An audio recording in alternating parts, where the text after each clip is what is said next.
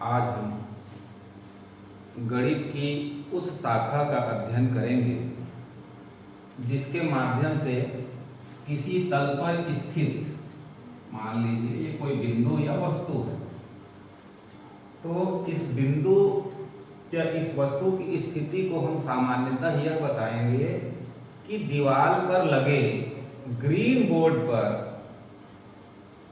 एक बिंदु का चिन्ह अंकित किया गया है। इसके अतिरिक्त हम यहाँ पर और कुछ नहीं बता सकते। ये कितनी दूरी पर है, कितनी ऊंचाई पर है, तो उसके लिए किसी न किसी आधार का निर्धारण करना पड़ता है। जैसे हम किसी व्यक्ति की ऊंचाई निकालते हैं तो हमको जमीन में उसको खड़ा करना होता है और फिर टेप लेकर के उसको नाप लेते हैं। किसी वस्तु की लंबाई निकालना हो तो उसके दोनों सिरों को पॉइंट मान करके हम लंबाई निकाल लेते हैं। उसी प्रकार किसी वस्तु की स्थिति निकालना, तो स्थिति क्या है, सापेक्ष होगा कि यह बिंदु मुझसे कितनी दूरी पर है, तो यहां से यहां तक की दूरी नाप लिए तो मान लो 3 मीटर की दूरी पर है, परंतु इस तल पर कैसी स्थिति है, इस समस्या का हल करने के लिए फ्रांसीसी गणितज्ञ रेने दकार्ते ने इस पर शोध किया और किसी तल पर बिंदु की स्थिति ज्ञात करने के लिए 2 लंबवत रेखाओं का इस्तेमाल किया। तो एक लंबवत रेखा ये हुआ और दूसरा ये हुआ। इसको हम क्षैतिज रेखा कहते हैं और इसको ऊर्ध्वाधर रेखा कहते हैं। अब हमको इस बिंदु का स्थिति यदि स्पष्ट करना हो तो बताया जा सकता है कि क्षैतिज रेखा में ठीक इससे एक लंब डाल दीजिए और इस बिंदु से एक लंब इस ऊर्ध्वाधर रेखा पर डाल दीजिए और यहाँ से डिस्टेंस नाप लीजिए, तो पता चलेगा कि एक्स अक्ष पर वाई ऊर्ध्वाधर रेखा से इतनी दूरी पर है और क्षैतिज रेखा से इतनी दूरी पर है। अतः किसी बिंदु या किसी वस्तु की स्थिति का किसी तल पर निर्धारण करने की दृष्टि से गणित की जिस शाखा का उपयोग किया गया या खोज किया गया उसको हम कहते हैं निर्देशांक ज्यामिति। इस शाखा में आगे बढ़ने के लिए देखा जाता है कि 2 लंबवत रेखाएं खींची जाती हैं, जिसमें से इसको ऊर्ध्वाधर रेखा कहते हैं और इसको क्षैतिज रेखा कहते हैं। क्षैतिज रेखा को नाम दिया गया एक्स अक्ष और ऊर्ध्वाधर रेखा को नाम दिया गया वाई अक्ष। तो एक्स अक्ष और वाई अक्ष जिस बिंदु पर मिलते हैं उस बिंदु का नाम रखा गया मूल बिंदु। ठीक, अब मूल बिंदु के दाहिनी ओर जो x का मान होगा वो धनात्मक होता है और इस मूल बिंदु के बाईं ओर जो हम x का मान लेंगे वो ऋणात्मक मान होगा। ठीक इसी प्रकार ऊर्ध्वाधर रेखा अर्थात y अक्ष में मूल बिंदु के ऊपर की ओर जो मान हमको लिखना होगा वो धनात्मक लेते हैं, पॉजिटिव, और नीचे की ओर जो लेते हैं वो लेते हैं निगेटिव यानी ऋणात्मक। अब हम देखते हैं कि इस बोर्ड पर 2 लंबवत रेखाएं खींचने से हमारा यह तल 4 भागों में बढ़ गया।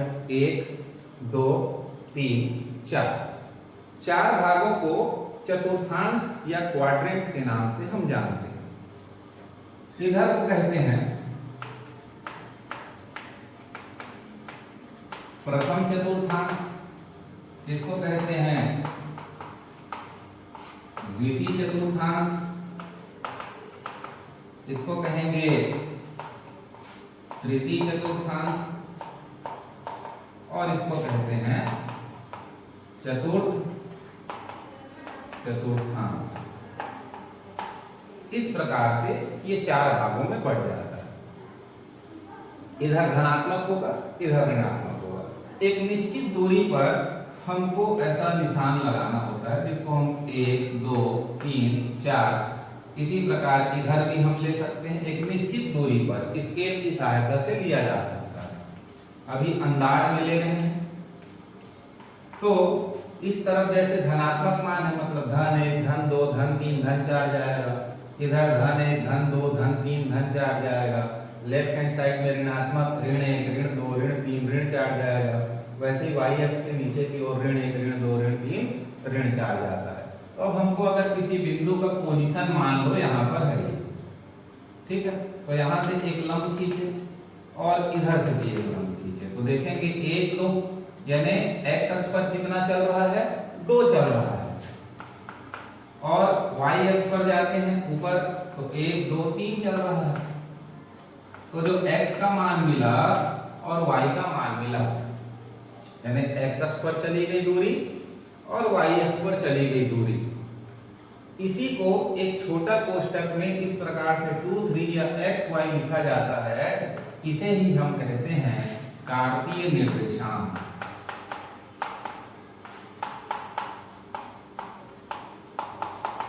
क्या कहेंगे, कार्तीय निर्देशांक। अब इस कार्तीय निर्देशांक की विशेषता ये होगी कि चतुर्थांश के अनुसार उनके चिन्ह बदलेंगे। प्रथम चतुर्थांश में दोनों निर्देशांक जो होगा धन धन में होगा, द्वितीय चतुर्थांश में ऋण और धन में होगा, तृतीय चतुर्थांश में दोनों ही ऋणात्मक होंगे, और चतुर्थ चतुर्थांश में धनात्मक और ऋणात्मक मान होता है।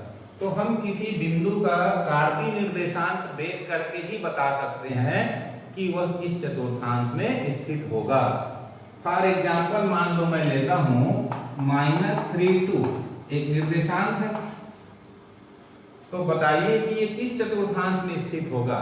तो देखेंगे इसका x वाला वैल्यू निगेटिव है और y वाला वैल्यू पॉजिटिव है, तो ऋण धन कहाँ दिखाई देता है, द्वितीय चतुर्थांश में। तो हम बता सकते हैं कि -3 2 जो बिंदु है वो द्वितीय चतुर्थांश में स्थित होगा। इसके अतिरिक्त भी और कुछ जानकारियां हैं जो मैं यहां आपको बताऊंगा, जैसे x, तो x में 2 लिखा है, मतलब इधर से चलना शुरू किए 1 2, तो यहां से जब हम इधर जा रहे हैं x अक्ष की धनात्मक दिशा में जाएं या ऋणात्मक दिशा में जाएं, तो हम जैसे जैसे इससे आगे बढ़ते जा रहे हैं y अक्ष से हम दूर होते जा रहे हैं, y अक्ष से क्या होते जा रहे हैं, दूर होते जा रहे हैं। तो मैं बाकी चीजों को थोड़ा मिटा देता हूं, आपको जो नोट करना हो इसमें पहले कर लीजिए, ठीक।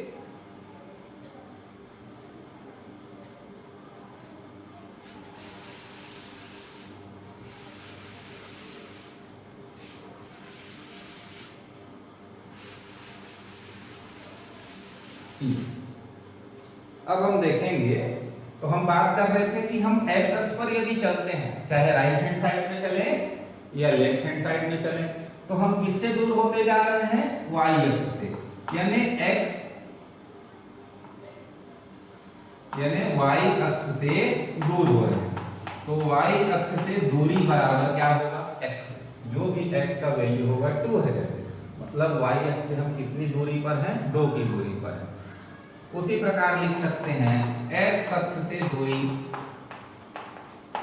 तो क्या होगा y, यानी हम y में अगर चलते हैं 1 2 3 4, तो किससे दूर होते जा रहे हैं, x अक्ष से दूर होते जा रहे हैं।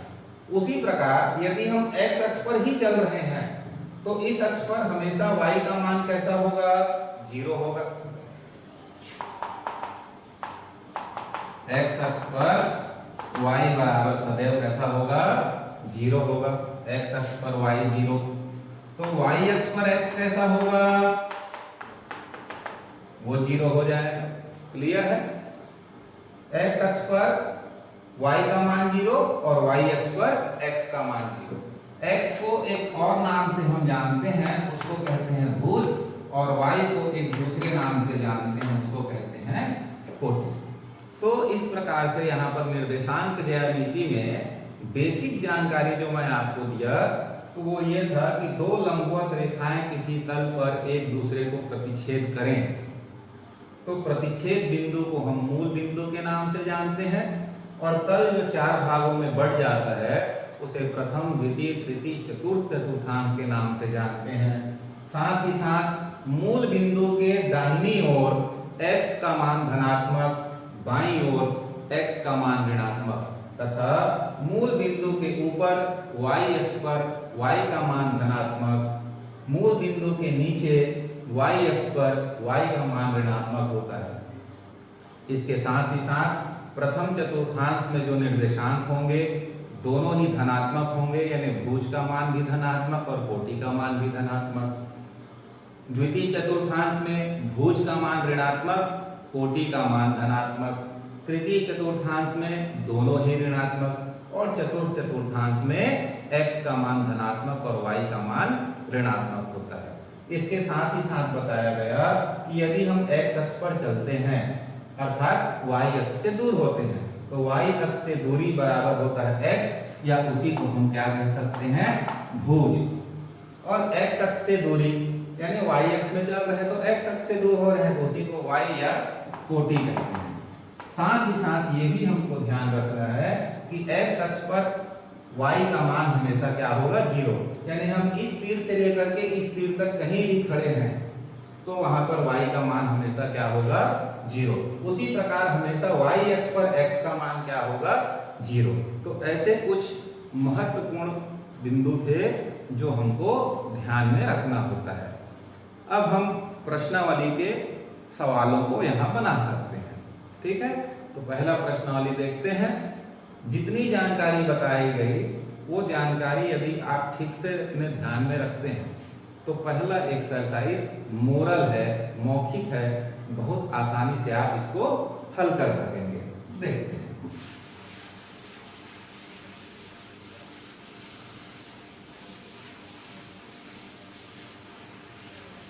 तो प्रश्नावली हल करने के लिए एक छोटा सा ग्राफ यहाँ पर और बना के रखते हैं ताकि समझाने में सुविधा हो और समझने में भी सुविधा हो। x अक्ष है, y अक्ष है, धनात्मक है, ऋणात्मक है, धनात्मक है, ऋणात्मक है और ये मूल बिंदु है। एक चीज छूट गया, जैसे यहाँ पर किसी बिंदु का निर्देशांक एक तो लिए थे x y, तो मूल बिंदु का निर्देशांक क्या होगा, तो यहाँ पर x का भी मान 0 होता है, y का भी मान 0 होता है, तो मूल बिंदु का निर्देशांक कोष्टक में हमको लिखना होगा 0 0।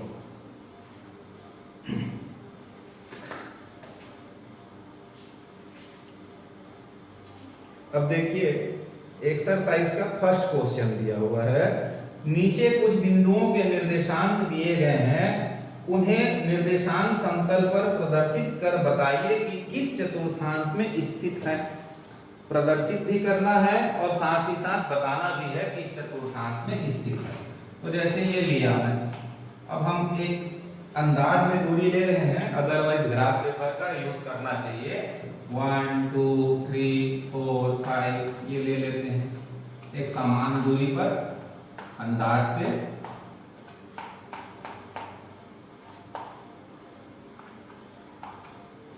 अब हमारा जो पॉइंट दिया है उसको लिखें। तो ये कार्तीय निर्देशांक दिया है 3 4। इसका मतलब है कि x अक्ष पर आप 0 से 3 तक चलेंगे, 1 2 3, तो यहां पहुंच गए। अब यहां से हमको ऊपर चलना होगा y अक्ष पर कितना, तो हम इस लाइन को अगर ऐसा खींच के रखें तो ग्राफ पेपर पर हमको इस प्रकार से लाइन खींचा हुआ मिलता है। अब हम इसमें चलेंगे 1 2 3 4, तो इस पॉइंट पर पहुंच गए। तो इस पॉइंट को सपोज A नाम दिया और क्या हुआ 3 4 हुआ। तो इस 3 4 बिंदु का ग्राफ पर निरूपण भी हुआ। अब हमको बताना है किस चतुर्थांश पर है, तो क्लियर है दोनों धनात्मक हैं, तो बिना खींचे भी हम बता सकते थे कि प्रथम चतुर्थांश में स्थित होगा। दूसरा दिया है ऋण 5 6, तो ऋण 5 है और 6, तो x में कितना चलना है ऋण 5, तो x का ऋणात्मक मान किधर जाएगा, 0 से इधर आएंगे, ऋण 1 ऋण 2 ऋण 3 ऋण 4 ऋण 5, यहां पहुंच गए। अब y में कितना चलना है धन 6, तो किधर जाना पड़ेगा ऊपर, 1 2 3 4 5 6, तो एक लगभग ये बिंदु मिल गया ऋण 5 6। तो इसका भी प्रदर्शन हो गया समतल पर, और हम ये भी बता सकते हैं कि ये किस चतुर्थांश पर है, तो क्लियरली द्वितीय चतुर्थांश में है। ठीक, तो बाकी इसका जो तीसरा चौथा बना वो आप इजीली बना सकते हैं।